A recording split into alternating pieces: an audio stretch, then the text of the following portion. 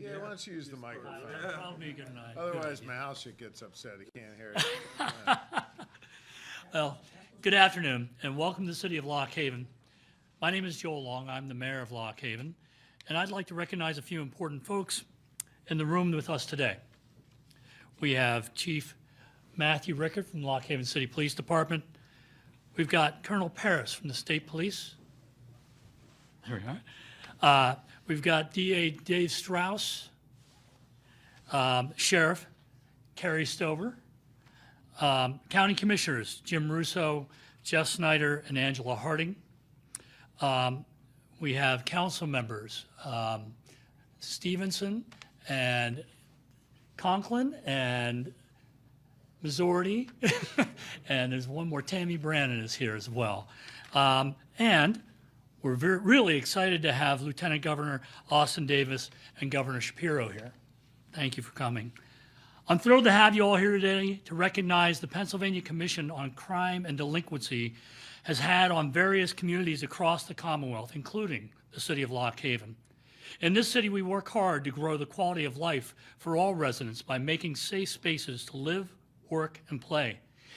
Investing in the police department continues to be a priority as we work to ensure safety for residents, businesses, and visitors in the city of Lock Haven.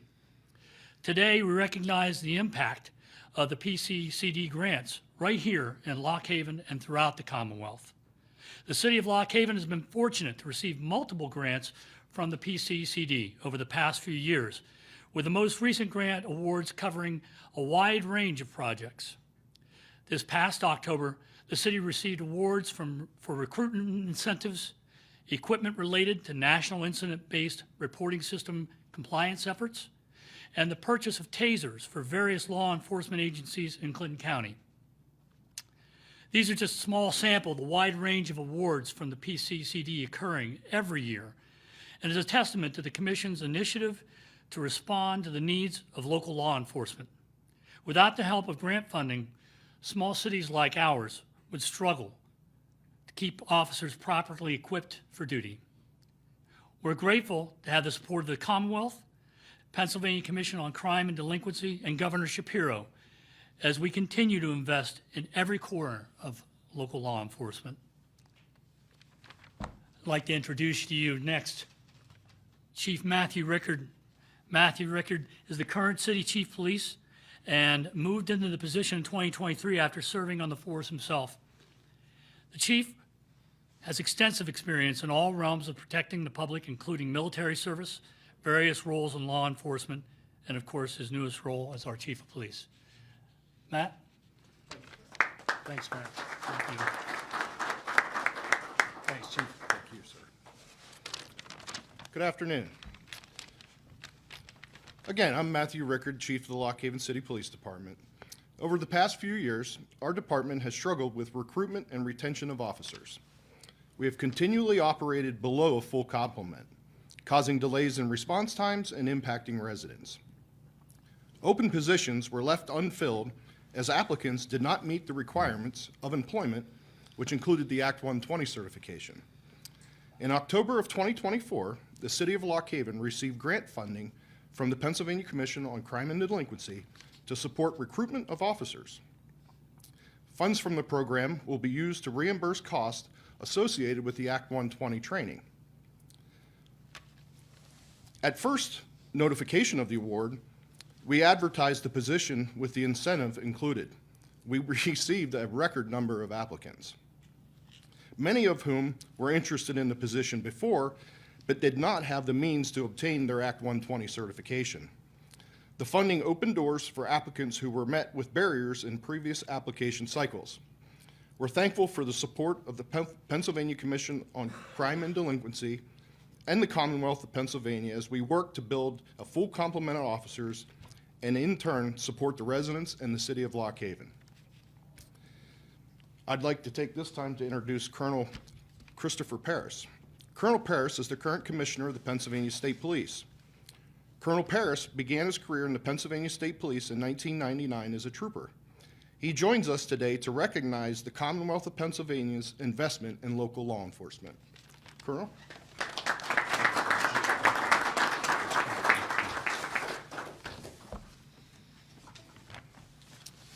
Good afternoon. Thank you, Governor, for your leadership and your unwavering commitment to keeping communities safe across Pennsylvania. It's an honor to be here today at the Lock Haven Police Department, a department that exemplifies the effectiveness of state and local partnerships in protecting our neighborhoods and ensuring the safety of all Pennsylvanians. Public safety is the foundation of strong communities. Over the past 2 years, under this administration's leadership, the Pennsylvania State Police has made significant strides to enhance our ability to serve, protect, and adapt to an ever-evolving set of needs in our Commonwealth. Today, I'd like to highlight a few of those accomplishments which reflect our shared mission to keep our communities safe. With the Governor's support, we've worked to expand our ranks by hiring more troopers to serve the growing needs of our state. By eliminating the college requirement, we've opened the door to a more diverse and talented pool of candidates, ensuring our force reflects the communities we serve. PSP has received more than 10,000 applicants to become state troopers thus far in the Shapiro administration. Through the current budget, Governor Shapiro has invested in 4 new PSP cadet classes, allowing for the addition of nearly 400 new troopers.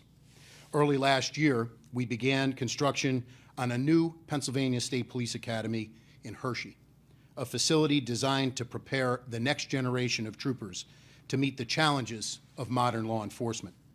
Once completed in 2028, this state-of-the-art facility will include features like an outdoor tactical village and advanced training spaces, ensuring our troopers are equipped to keep communities safe for decades to come.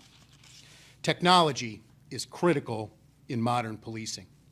Over the past year, we've equipped our troopers with body-worn cameras and upgraded mobile video recorders in our patrol vehicles.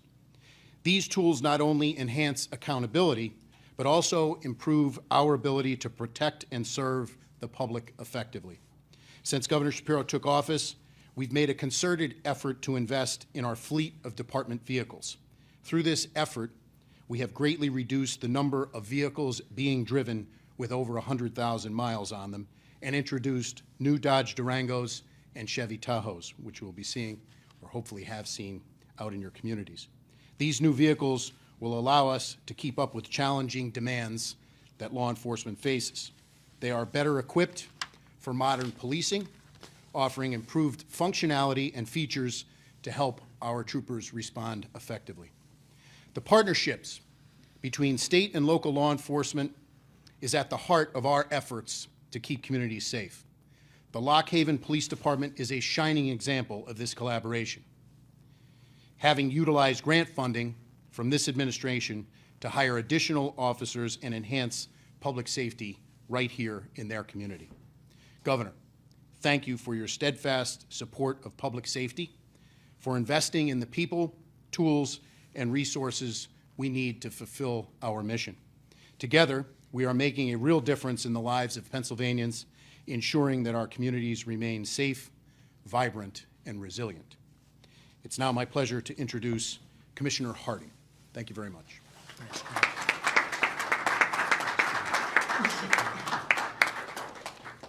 Thank you.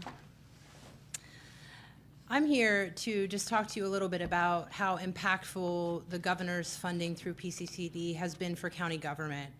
The funding from the governor's office has immensely impacted county departments and allowed our team to be effective at their job and provide the community with the highest standard of professionalism. In 2024 alone, over $323,000 was awarded to Clinton County departments.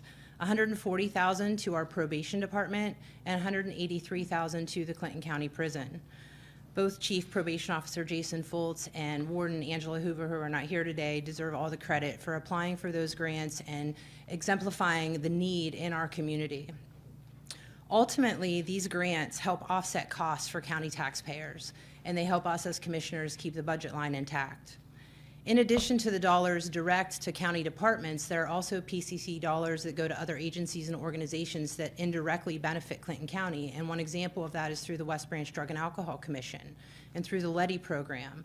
And so $200,000 has been able to also come into Clinton County in 2024 just through that program, aside from the dollars that came in directly to county government. So in total, in 2024, Governor Shapiro and his team have been able to put just over $500,000 into Clinton County through his commitment to crime and helping small communities and counties like ours combat that crime.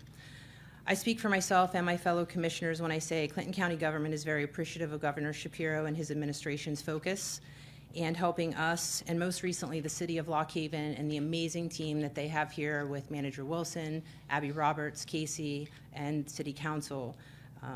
And most importantly, probably for all of us, is to thank the men and women whose careers are a chosen sacrifice every day for the safety of the people in our communities. Thank you. It's my pleasure to introduce Lieutenant Governor Austin Davis.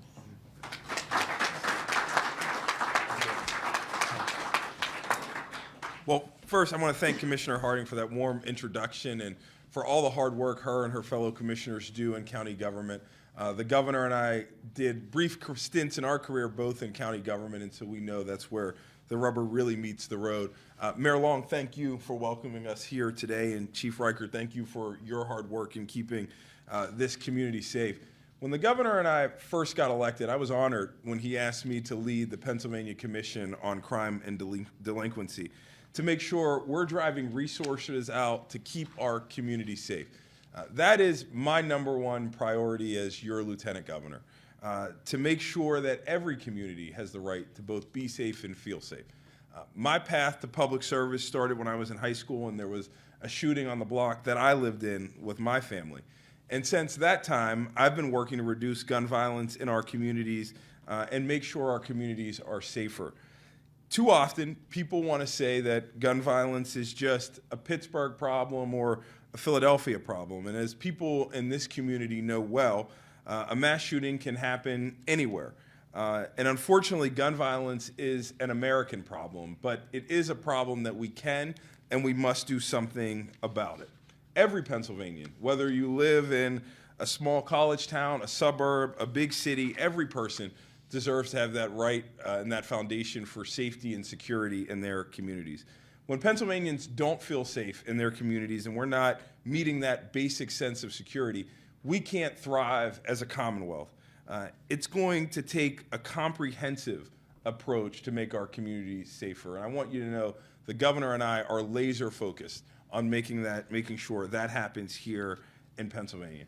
Police officers will be the first ones to tell you that we can't police our way out of this problem. We need to invest in community-based groups that are doing the work day in and day out to prevent gun violence and to make sure we're getting the resources to those as well.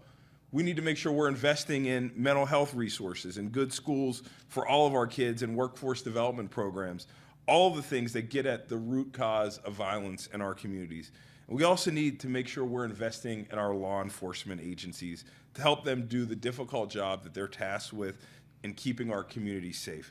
That's why the governor and I are here today to highlight the work we're doing here in Lock Haven, but also all across our great Commonwealth, to help the state police and the local police departments bring in high-quality recruits, train them and give them the tools and technology that they need to close cases.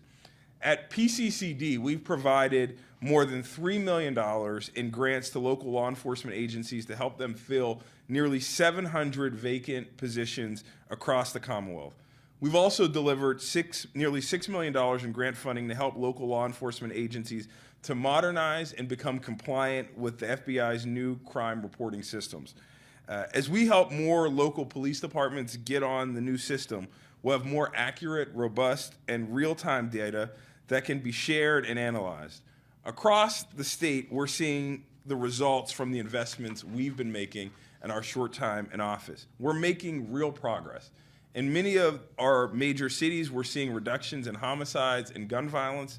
I'm proud of the work we're doing at PCCD and the work that PSP and local police departments are doing every day in our communities. But we have to keep our foot on the gas and keep making smart investments that are making our communities safer.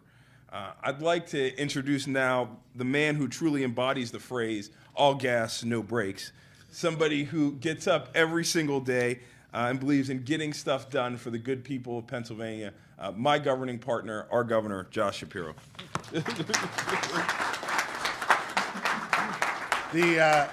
The all gas, no brakes is true. That's why the colonel didn't let me drive anymore. But listen, it is great to be back in Lock Haven, and I want to say it's special for me to be here with the LG. He and I are working so hard crisscrossing this Commonwealth. It's rare we get to actually be physically together somewhere outside the Capitol. And I just want you all to know, not only is he a great governing partner and my closest sounding board, he's also a guy who is leading PCCD and so many other efforts of our administration forward with diligence, with hard work, and with real results. And so, Pennsylvania, you're fortunate to have Lieutenant Governor Austin Davis. I'm proud to have you as my partner. Thanks. Thank you. Thank you very much.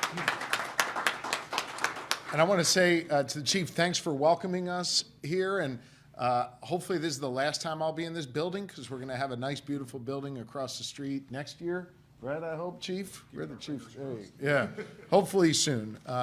And I want to say a special thanks to your commissioners who are here. The LG referenced this before. I used to serve as a county commissioner. I know that that is where the rubber meets the road in so many ways. And I appreciate the work you're doing. I appreciate the work you do in concert with your DA, who I worked with when I was Attorney General, your sheriff, and others who work to make sure those who are in need get the resources that they deserve and keep us safe all throughout Clinton County. So really just want to tell you how much I appreciate it. It is good to be back in this community. And I will tell you, one of the great honors I have as serving as the 48th governor of Pennsylvania is the ability to not just sit in that office in the Capitol, but most importantly, to get out of that office and travel all across Pennsylvania, something I do multiple times each week. And what's so striking is rural, urban, suburban communities, no matter how different the terrain looks, or sometimes no matter how different the people look in that community, the truth is, if you spend the time not just listening to folks, but hearing what's on their mind, folks are all kind of asking for basically the same four things. They want really good schools for their kids and their grandkids. They want safe streets to be able to walk down and communities to live in. They want economic opportunity in the neighborhoods that they love, right? They don't want to have to go somewhere else for opportunity. They want to be in the community maybe where they were raised, or they're raising their kids or their grandkids, and we owe it to them for that. And they want government to protect their rights and freedoms, and oftentimes also just get out of their way and let them live their lives. I take that to heart, and those lessons I've learned as I've traveled not just through Clinton County, but all 67 of our counties. That is what has motivated our work in the Shapiro Davis administration. And that is what has led to us solving serious problems that have existed for decades and investing serious capital in trying to meet those needs. Now, I'm proud of the fact that we've been able to bring Democrats and Republicans together to solve these big problems that have been vexing lawmakers for literally political generations. I think you know this, but I think it bears repeating. I'm one of the only governors in the whole country with a divided legislature. That means we've got a Senate led by Republicans, a House led by Democrats, and what it means is I literally can't get a bill to my desk unless it's been supported by Democrats and Republicans. And you know what? Notwithstanding that division in government, we've gotten a whole lot done. We've solved some big problems. I mean, we've known for years that we've had an unconstitutional education system in Pennsylvania, just to give you one example. The court ruled it so. Everybody in this room has known it forever. Lawmakers for years punted that problem. We got together, and in just my first 2 years as governor, Republicans and Democrats agreed on a new funding formula and historic increases in public education. Clinton County has benefited from that. We've known for years that every time we have a budget, the Commissioner of State Police and the Secretary of the Department of Transportation literally had to fight over the same funding pot. We decoupled our roads and bridges and our state police funding, which means now we've got more funding for the state police. And by the way, we repaired more bridges than any other state in the entire country last year. I'm damn proud of that fact, because we're able to solve a problem that existed for quite some time. Or how about every elected official knows this here? You travel around, you listen to seniors. They would tell you how hard it is to live in a fixed income in their homes, right? They needed just a little bit of a break. And for 20 years, lawmakers talked about expanding the property tax rent rebate. We got it done in my first 6 months in office. Democrats and Republicans working together. You go back and you think about those 4 pillars I talked about, right? Schools, safety, economic opportunity, protecting our freedoms. I want to focus on safety this morning, this afternoon, here in my remarks. We know that really that is central to a community being able to make progress. Knowing that you can live a life with safety around you, as the Lieutenant Governor referenced before. People have a right to be safe and feel safe in their communities. And oftentimes they look to the local police department, as they do here in Lock Haven. And you'll note that they will take pride in the fact that there will be a new headquarters opened up next year, a place where they know there are people on the beat every day working hard to keep them safe. We want to invest in that because we believe in the kind of work that's being done in local police departments like Lock Haven. It's why we have understood when we've listened to police chiefs across the state, they were having challenges recruiting new officers and challenges retaining them. And so we established, with Democratic and Republican support, a new fund that would allow a police chief to be able to get those dollars and use that to retain police officers. You benefited from 2 of those grants here in Lock Haven. We also know that the technology is critically important to helping solve open cases. I know your DA understands that probably better than anybody in this room. And we've invested in the technology of this police department to allow you to keep people safe by solving these open crimes. It's really important that we invest in our local police. As a result of all of those investments in municipal police, we've helped chiefs be able to recruit and retain 700 municipal police officers across Pennsylvania. We also know, and one of the reasons I wanted to be here today is because Clinton County is a community that relies on local full-time municipal police. I think you're the only one here in Clinton County and Lock Haven, but you also rely on the state police. And that is under the leadership of Colonel Paris, who does an extraordinary job across the state. And you're in good hands with Troop F right here in Clinton County. We have known for many years we need to invest more in the Pennsylvania State Police. And on a bipartisan basis, we've come together to do just that. I mentioned before we've been able to help fund the recruitment and retention of 700 municipal police officers.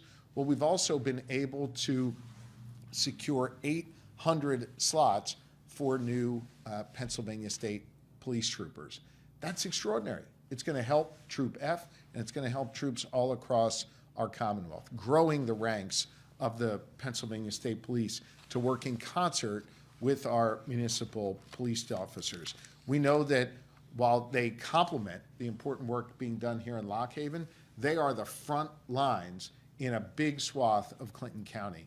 And so we're really proud of the work that Colonel Paris and his folks are able to do as a result of us coming together and prioritizing funding for the Pennsylvania State Police. So all told, we have been able to secure funding for 1,500 more law enforcement officers in just my first 2 years in office. About 700 on the municipal level, about 800 for state police. And we have to keep on going. I made a commitment to do this on the campaign trail, and we're making good on that commitment that we made to the good people of Pennsylvania. Now, I know that the chief and others understand that the police are one piece of helping make us safe. Clinton County Emergency Services were able to earn a $500,000 state grant to help upgrade their emergency communications equipment. That's critically important.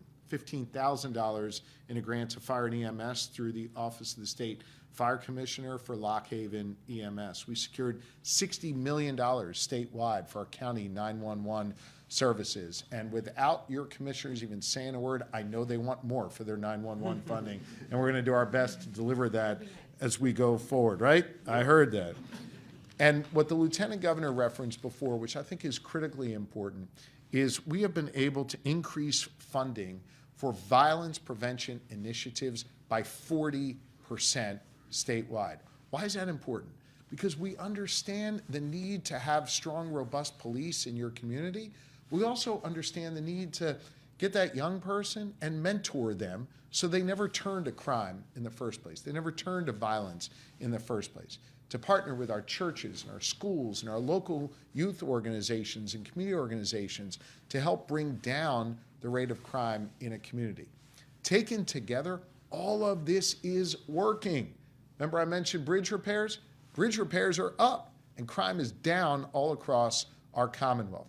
Now we got a ways to go because any crime in a community is unacceptable and makes people feel uneasy. But we're seeing those rates come down because of the smart investments we're making in policing and in violence prevention under the leadership of Lieutenant Governor Austin Davis and the Pennsylvania Commission on Crime and Delinquency.